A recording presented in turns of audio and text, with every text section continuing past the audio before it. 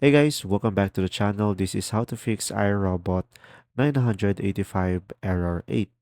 So guys, this error means the brush can't spin, often caused by hair, debris, or jammed extractors.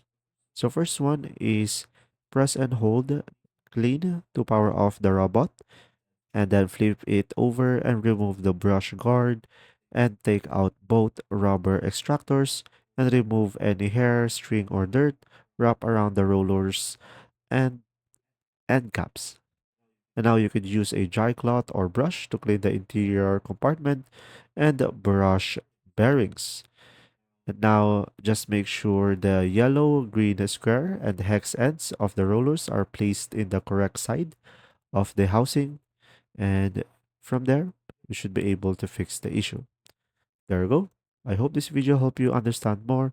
If you do, leave a like and thanks for watching.